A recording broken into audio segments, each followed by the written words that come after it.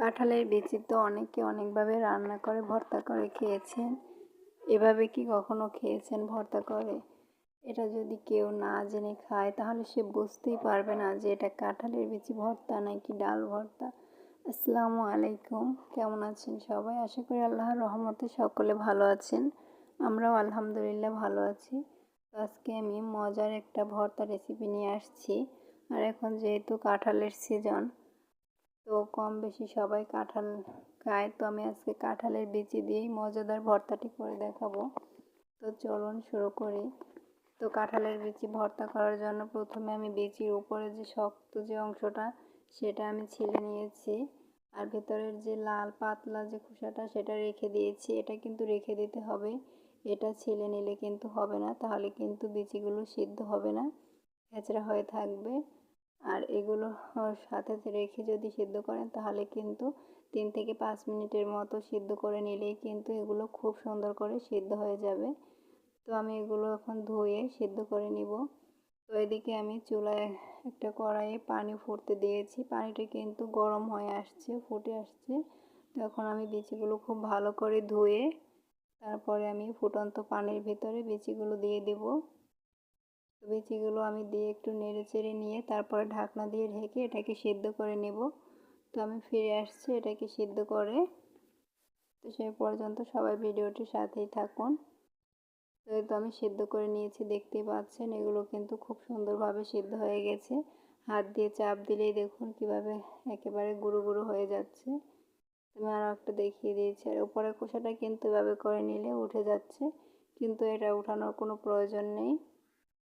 আর যদি চান সেক্ষেত্রে কিন্তু আপনারা এখন এই উপরের খোসাটাকে তুলেও নিতে পারেন। তো তারপরে আমি এরকম একটা আলু ম্যাশার নিয়ে নিয়েছি। এই ম্যাশারের সাহায্যে আমি এগুলোকে ম্যাশ করে নিব।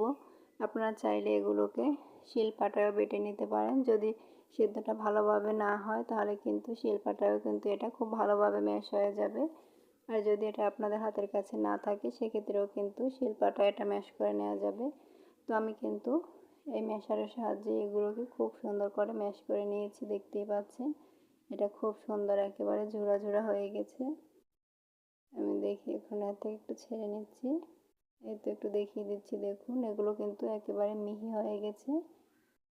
তো আপনারা চাইলে এটাকে শিলপাটায় গুঁড়ো করে নিতে পারেন, বেটে নিলেই হবে, অর্থাৎ এটা গুঁড়ো হলেই হলো, আপনারা যেটা ইচ্ছে সেটাই করে নিতে পারেন। তো এটা গুঁড়ো করা হয়ে গেছে। এখন আমি চুলায় একটা প্যান বসিয়ে দিয়েছি। প্যানে আমি দিয়ে দেব পরিমাণ মতো সরিষার তেল। যেহেতু ভর্তা তাই সরিষার তেলটাই দিয়ে দিয়েছি। তেলটা একটু বেশি পরিমাণেই দিতে হবে। সরিষার তেলটা দিয়ে আমি একটু গরম হলে এর ভিতরে দিয়ে দেব প্রায় 1 কাপের মতো পেঁয়াজ কুচি। পেঁয়াজ কুচিটা একটু বেশি দিতে হবে। তো পেঁয়াজ কুচিটা আমি দিয়ে দিচ্ছি। তেলটা গরম হয়ে গেছে, এখন আমি দেখুন 1 কাপের মতো পেঁয়াজ কুচি দিয়ে দিয়েছি। আর দিয়ে দেবো এখানে বেশ কয়েকটা কাঁচামরিচ ফালি। আপনারা চাইলে কাঁচামরিচটাকে কুচি করেও নিতে পারেন। আর এই মরিচগুলোতে খুব ঝাল, এই জন্য আমি একটু কম পরিমাণে নিয়েছি। এখানে আমি পাকা এবং কাঁচা দুটো মরিচই নিয়েছি। এই কালো মরিচগুলোতে কিন্তু খুবই ঝাল, এগুলো আমাদের গাছের মরিচ। তো আপনাদের যদি মরিচের ঝালটা কম থাকে সেক্ষেত্রে কিন্তু একটু বাড়িয়ে দিবেন, কারণ কাঁঠালের বিচিটা একটু মিষ্টি থাকে, একটু ঝাল ঝাল না হলে কিন্তু ভর্তাগুলো খেতে ভালো লাগে না। তো ঝালটা আপনারা আপনাদের পরিমাণ অনুযায়ী দিয়ে দিবেন। তারপর আমি এগুলোকে নেড়ে চেড়ে খুব সুন্দর করে ভেজে নিব। পেঁয়াজ আর মরিচটাকে কিন্তু একেবারে ভেজে নিতে হবে। তো এটাকে কিছুক্ষণ আমি ভেজে নিয়ে তারপরে এখানে দিয়ে দিচ্ছি স্বাদ মতো লবণ, আর দিয়ে দেব আমি পরিমাণ মতো হলুদের গুঁড়ো। তো লবণটা দিয়ে আমি আবারও একটু নেড়ে চেড়ে নিচ্ছি। লবণটা দিয়ে মিশিয়ে নিয়ে তারপরে আমি এখানে দিয়ে দিচ্ছি 1 চা চামচ হলুদের গুঁড়ো। এখানে আমার পরিমাণ অনুযায়ী আমি হলুদের গুঁড়িটা দিয়ে দিয়েছি। এবার এগুলোকে খুব সুন্দর করে ভেজে নিতে হবে, হলুদের যে কাঁচা গন্ধ সেটা যেন না থাকে।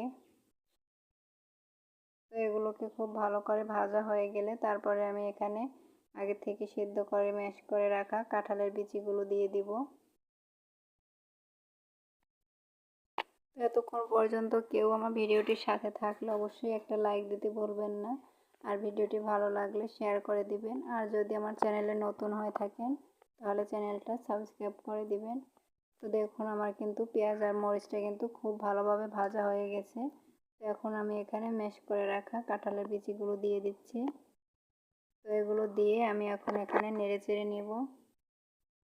তো এটা দিয়ে আমি কিছুক্ষণ নেড়ে চেড়ে নিয়ে তারপরে যে ম্যাশারটা দিয়ে আমি এগুলোকে ম্যাশ করে নিয়েছি ওইটা দিয়ে আমি আবারও এর ভিতরে ম্যাশ করে নেব। তাহলে এই যে মরিচের যে ঝালটা মরিচ এগুলো কিন্তু খুব ভালোভাবে ম্যাশ হয়ে যাবে।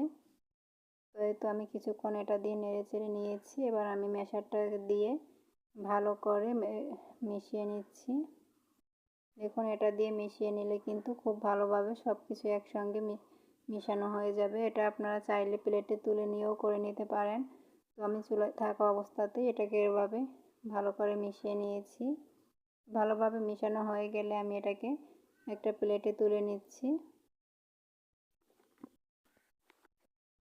তো এই তো চলুন, এই তো দেখুন আমি একটা প্লেটে তুলে নিয়েছি। আর মাশাআল্লাহ এটা দেখতে কতটা সুন্দর লাগছে দেখুন। আর এটা শুধু দেখতে না, এটা খেতেও কিন্তু মাশাআল্লাহ দুর্দান্ত হয়। আর এটা খেতে কিন্তু মনেই হয় না যে কাঁঠালের বিচির ভর্তা, এটা খেতে একেবারে ডাল ভর্তার মতো লাগে। আপনারা যদি কাউকে এই ভর্তাটা করে খাওয়ান, সে যদি না জানে তাহলে কিন্তু সে বুঝতেই পারবে না যে এটা কাঁঠালের বিচি ভর্তা না ডাল ভর্তা। এটা কিন্তু সত্যি খুবই দুর্দান্ত একটা ভর্তা। এভাবে কিন্তু আপনারা মেহমান আসলে বাসায় তাদেরও কিন্তু ভর্তা করে সার্ভ করতে পারেন। এটা সত্যি অসাধারণ হয়, এভাবে একবার ভর্তা করে দেখবেন আপনারা। আর আমার ভিডিওটি কেমন লাগলো অবশ্যই কমেন্ট বক্সে জানিয়ে দিবেন। ভালো লাগলে ফ্রেন্ডসদের মাঝে শেয়ার করে দিবেন। সবাই ভালো থাকবেন, সুস্থ থাকবেন। আল্লাহ হাফেজ। আসসালামু আলাইকুম।